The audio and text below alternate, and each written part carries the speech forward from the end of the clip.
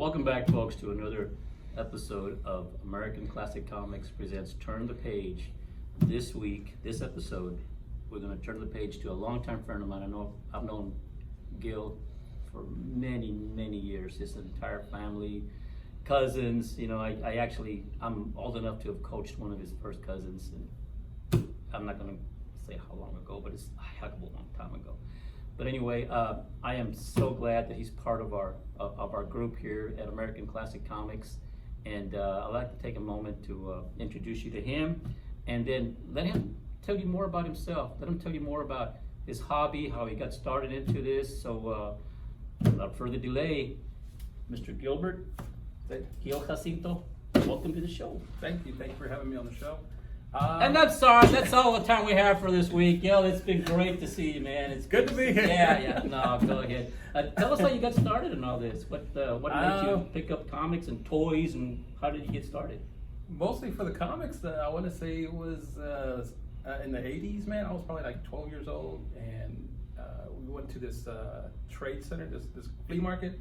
Back then, flea markets were like everywhere. Yeah. So, man, we're going there, and of course, back then I was more into toys, Transformers, G.I. Joe, and stuff like that. Good stuff in the 80s, man. That's what I was looking for. So, come across this stand, and sure enough, they had a little stack of comics. And back then, they wouldn't put them in bags or boards. They didn't use any of that stuff. It was just a quarter, 50 cents. And, and we just started rummaging through them, me and my brother, and I ended up picking up a Marvel comic. It's Iron Man, Invincible Iron Man. He's fighting the Blood Brothers, I believe. Okay. And it's just him getting pounded, beaten up, and that kind of just set it off for me. I mean, back then, the Marvel comics would use all these little like, is he gonna survive this issue? Well, he has to save this person on the corner. Yeah. And it got me going into the comics. And from that day, we ended up picking that up. We looked for comic books in Corpus. Mm-hmm. So we ended up coming across Collector's World. And I think back then, it was like this black cabinet looking store. It had that huge wrought iron gate on the outside. They looked like railroad ties, and they had this big old iron sort of cage looking thing, and every time you'd open it, it would go. Yeah. That was every single time, whether you were walking in or walking out. And I remember Mrs. Garza, that was Margarito Garza. Yes. And Mrs. Garza said, "When are you going to oil those hinges? They drive me nuts." He turned around and said,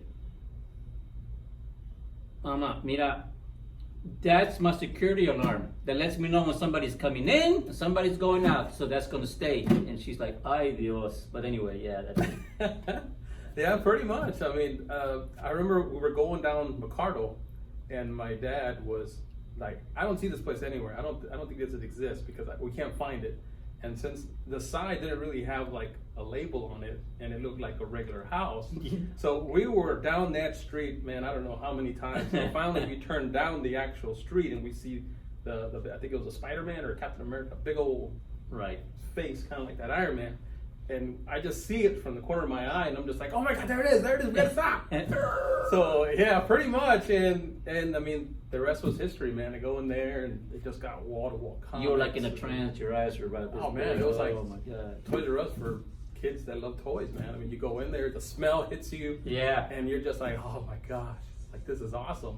That old comic book smell, it's intoxicating. I've always said they should have a men's cologne, old comic books from the 60s. It's like the Joker acid just spraying on you, man. Yeah. It's just like, "Oh my gosh, what is that?" And the smile just comes up on your face.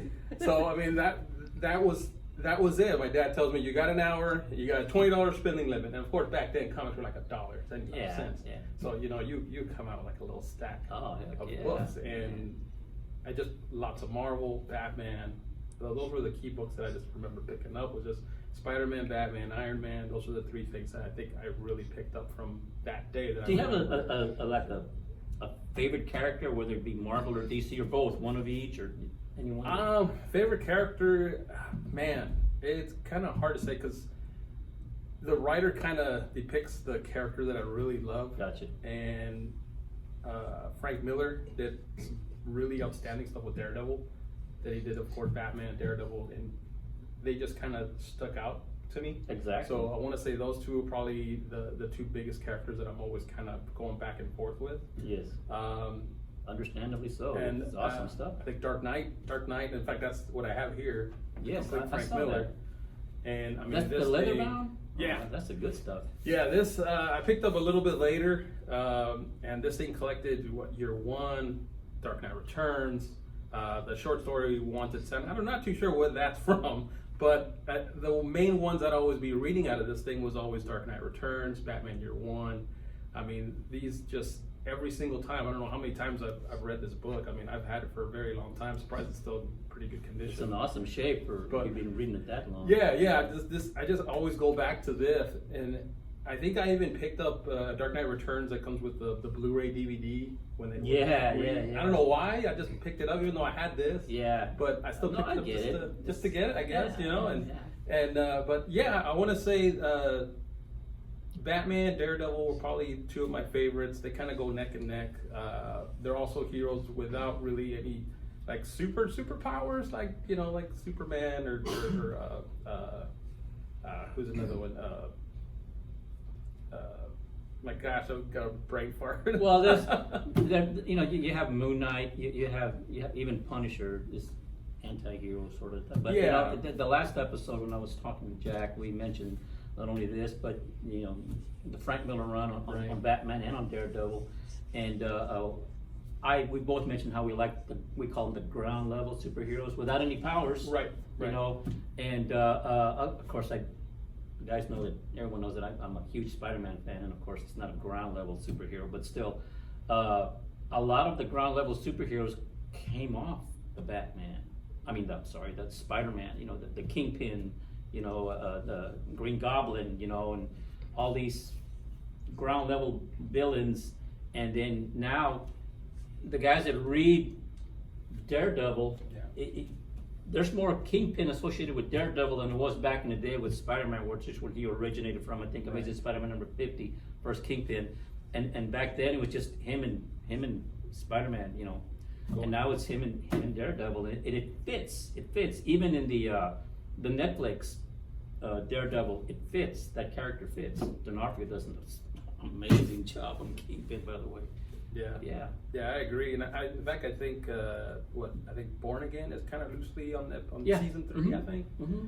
So I totally agree. I mean, it's just it'd be a shame to not see Kingpin reappear with the actor that played him in the movies. I mean, I would love to see that because Daredevil, believe it or not, it's a Netflix show that I'm always repeating. Oh yeah, it's good all the stuff. time. It's good stuff. It's really good. Excuse me. Yeah, go Does for it. any of your family members, do they enjoy your love of the hobby? My wife would probably disagree. She hates Uh-huh. seeing all the boxes and comics kind of stacked and kind of just in one corner. She probably wouldn't agree with it. My kids, I've been trying to get them into it. They're not really into the comics, superhero stuff. How old is your unfortunately. oldest? My oldest is 13.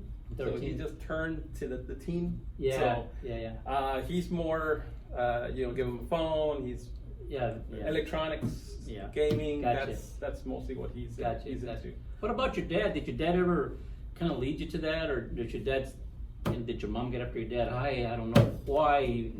That's all he wants to do is go to Collector's World, and Not like that. really. My dad was collecting as well for a while there. In fact, I don't know when you had your shop over on Staples. on Staples, Right. and it was Nick. You and Nick would do the raffles. Mm-hmm. We would be cutting grass, and we would look at the time like Dave's about to have his raffle. We gotta hurry up. We gotta hurry up. So here we Wow, are. that's a long time ago. Yeah. We were cutting grass left and right quickly. Yeah, it's not even even, or it's time to, we gotta go. We apologize for anybody that messed up their grass, their lawns. Yeah, But apologies. Too We bad. would try to make that specific thing, and he specifically would always do it. I mean, it's like, oh yeah, let's hurry up, we'll make it. So just recently he stopped collecting, but for a while there he was doing the same thing. He was collecting comics. He was buying some toys, mostly sports figures. Yeah. That's mostly what he did a lot of. Right. And after a while, he just stopped. I guess you get to that point, you're just like, you know what? I don't think I really need all this stuff anymore. Yeah, I don't think I need 5,000, figures and Yeah, Hot Wheels yeah. and stuff, you know, but it's all part of the collecting, you know. I don't wanna say fever because I don't think that's not the right choice of words, but you grow up in it and it takes you away from a lot of stuff that you would, with me, you know, just speaking for myself, it got me out of a lot of trouble. Yeah. It really did, you know. Yeah. I could have been doing something else, you know, and even my wife agreed. She said, you know, I'd rather him, because just like your mom and dad, she would actually drop me off. I'm the big kid. She'd drop me off at Collector's World, and she'd go to the mall or pay bills, whatever. But you know, she said, I'm gonna be here about couple hours. Yeah, I'm good. So I would be there, you know. So she knew exactly where I was, you know. So I think the funny part about that is when they would come pick you up, you still weren't ready to go. yeah, no, I said, can I have another? Do you have to go? I said, no, we gotta go. I'm like, okay, you know, this is a grown man, you know. Yeah. And Margarito Garza, bless his heart, may he rest in peace. He was one of those guys that he would follow you to the car. Yeah. He would follow you to the car, and he knew everyone. He knew your whole family. He'd say, hey, where you go? Hey, how you doing, Diane? How's the baby? And so on and so forth. And you know, she could be put in reverse and slowly backing up, and he sat there in the window, all the way over there. You know, it's slightly exaggerated, but not really. You know, and just a great person, and we miss him dearly. You know, so yeah, it started it all. And one of these days we'll have a segment on all the shops back in the day here, and it'll surprise some of you newbies that just started maybe 3, 4, 5 years ago. You would be just shocked at how many stores there were here in town at one time. It's just incredible, you know. You mentioned, did you ever go to shows? Because I know you mentioned the pulgas, the flea markets. Did you ever go to? Do you remember the shows back in the late '80s, early '90s that a longtime friends passed away as well? Luis Oliveira used to put on, and I used to help him. You remember those shows? Yeah. Gosh. I remember those. And we didn't have any guests. We just had guys that want to sell stuff, you know, and people that came in that want to buy what those guys wanted to sell. And we had those shows about 3 times a year, you know, more or less quarterly, something like that, pretty close to that. And we would pack them in, you know, back at the Holiday Inn, the airport Holiday Inn? Yeah, at the airport, yeah.